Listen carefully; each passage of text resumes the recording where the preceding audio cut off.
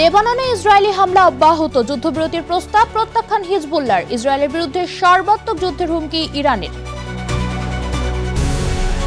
Ukraine যুদ্ধ বন্ধে পুতিনের কাছে খোলা চিঠি জেলেনস্কির, কিয়েভের সঙ্গে সমঝোতায় পৌঁছাতে আগ্রহী মস্কো। শ্রীলঙ্কার অবৈধ নার্সিংহোমে ভয়াবহ অগ্নিকাণ্ডে নিহত 12, পরিচালক গ্রেফতার, নয়াদিল্লির হোটেলে অগ্নিদগ্ধ বাংলাদেশের মৃত্যু। ওসমান হাদি হত্যাকাণ্ড নিয়ে বিস্ফোরক মন্তব্যে উত্তপ্ত পশ্চিমবঙ্গের রাজনীতি, মমতার বিরুদ্ধে আরেকটি মামলা। এবং নরেন্দ্র মোদী আর 1 বছরও ক্ষমতায় টিকে থাকতে পারবেন না, মন্তব্য রাহুল গান্ধীর। ভারতের সামনে আসছে বড় ধরনের অর্থনৈতিক সংকট।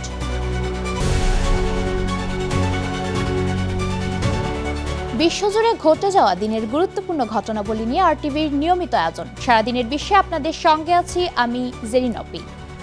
যুদ্ধবিরতি চুক্তি লঙ্ঘন করে লেবাননে হামলা অব্যাহত রেখেছে ইসরায়েল। বৃহস্পতিবার লেবাননের দক্ষিণাঞ্চলে ব্যাপক হামলা ও গোলাবর্ষণে এক জাতিসংঘ শান্তিরক্ষী নিহত ও 2 বাংলাদেশি সহ কয়েকজন আহত হয়েছে। অন্যদিকে তেল আবিব সেনা প্রত্যাহারের রাজি না হয় যুদ্ধবিরতির প্রস্তাব প্রত্যাখ্যান করেছে হিজবুল্লাহ। একই সঙ্গে বৈরুতে হামলা চালালে ইসরায়েলের বিরুদ্ধে সর্বাত্মক যুদ্ধ শুরুর হুমকি ইরানের। বিস্তারিত শামিউল শিহাবের রিপোর্টে। কার্যত অচল হয়ে পড়েছে লেবানন ইসরায়েল যুদ্ধবিরতি। ওয়াশিংটনে 2 দিনের কূটনৈতিক বৈঠকে উভয় পক্ষ যুদ্ধবিরতিতে রাজি হলেও মাঠের অবস্থা ভিন্ন। বৃহস্পতিবার দিনভর লেবাননের দক্ষিণাঞ্চলে জোরদার হামলা চালায় ইসরায়েল। এতে সার্বিয়ার এক শান্তিরক্ষী সহ বেশ কয়েকজন হতাহতের ঘটনা ঘটে। এদিকে লেবানন থেকে ইসরায়েল সেনা প্রত্যাহারে রাজি না হওয়ায় যুদ্ধবিরতির প্রস্তাব প্রত্যাখ্যান করেছে হিজবুল্লাহ। 2 দেশের প্রতিনিধিদের ওই আলোচনাকে প্রহসন বলে অভিহিত করেছেন সশস্ত্র গোষ্ঠীটির প্রধান নাঈম কাশেম।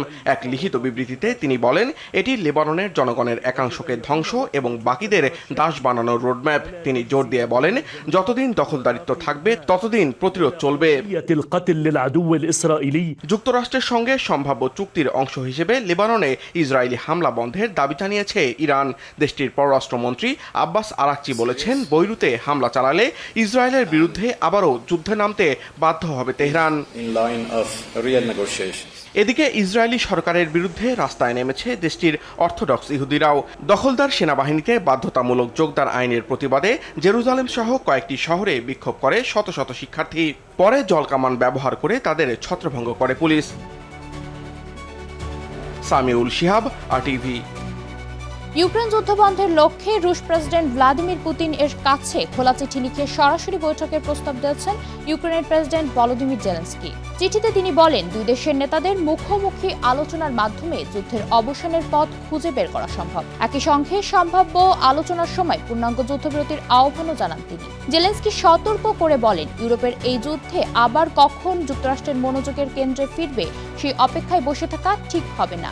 এদিকে ক্রেমলিন জানিয়েছে তারা চিঠিটি পেয়েছে এবং বিষয়টি পুতিনকে জানানো হবে। অন্যদিকে পুতিনও বলেছেন তিনি ইউক্রেনের সঙ্গে একটি সমঝোতায় পৌঁছাতে আগ্রহী, তবে এর জন্য উভয় পক্ষকেই কিছু ছাড় দিতে হবে। এ বিষয়ে মার্কিন প্রেসিডেন্ট ডোনাল্ড ট্রাম্পও মন্তব্য করেছেন। তিনি বলেন, পুতিন ও জেলেনস্কির বৈঠকে বসা উচিত এবং যুদ্ধের একটি সমাধান খুঁজে বের করা প্রয়োজন। যুদ্ধবিরতি ও শান্তি আলোচনার প্রচেষ্টা নিয়ে নতুনত্ব তৈরি করে আলোচনা শুরু হলেও 2 পক্ষের অবস্থানে এখনো বড় ধরনের দূরত্ব রয়ে গেছে।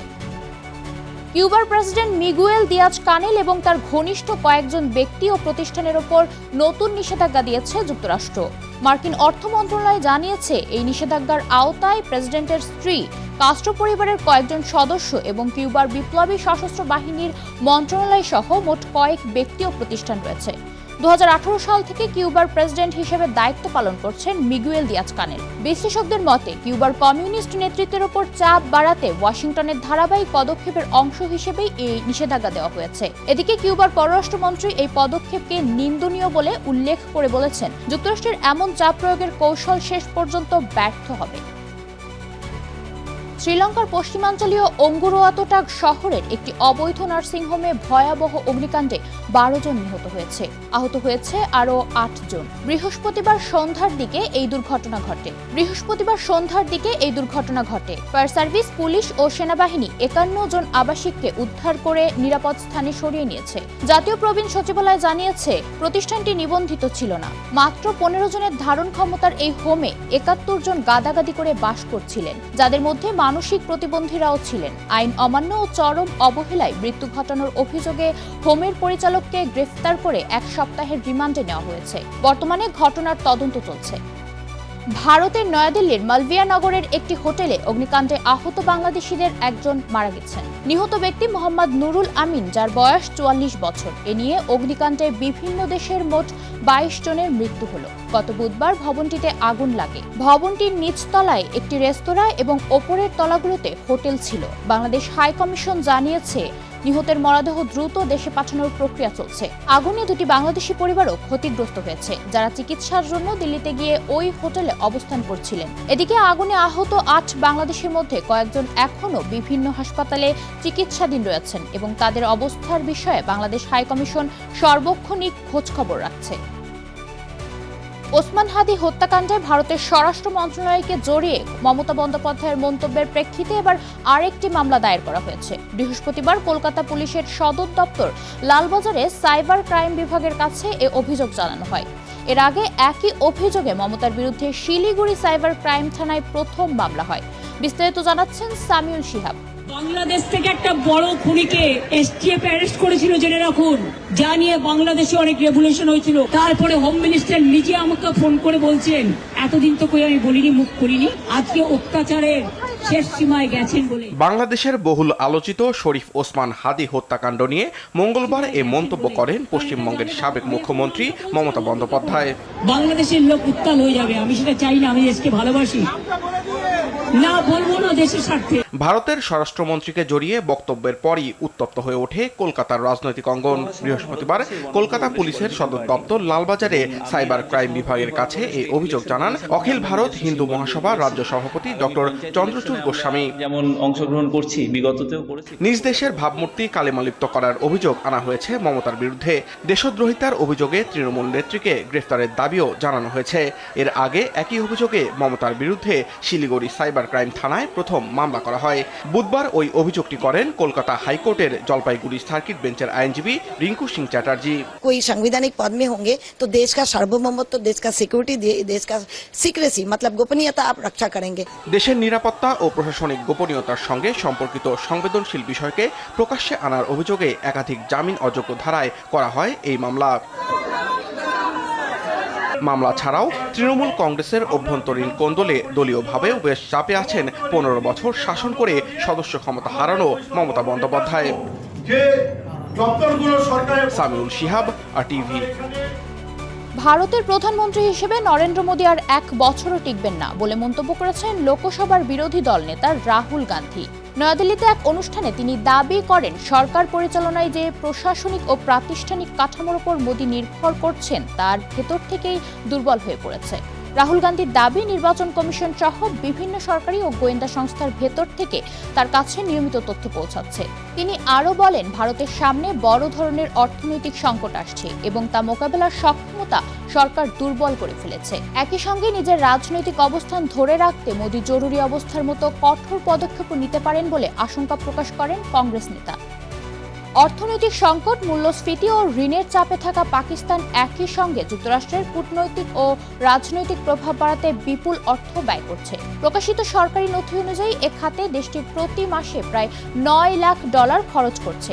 এসব অর্থের মাধ্যমে যুক্তরাষ্ট্রের রাজনৈতিক, প্রশাসনিক ও নিরাপত্তা সংশ্লিষ্ট মহলে যোগাযোগ বৃদ্ধি এবং উচ্চ পর্যায়ের বৈঠকের ব্যবস্থা করা হচ্ছে। বিশ্লেষকদের মতে এই ব্যয় পাকিস্তানের বাড়তি কূটনৈতিক তৎপরতার ইঙ্গিত দেয়। নথিতে আরও দেখা গেছে, ভারত পাকিস্তান উত্তেজনার সময়ও ওয়াশিংটনে পাকিস্তানের লবিং ও যোগাযোগ কার্যক্রম জোরালোভাবে চলেছে।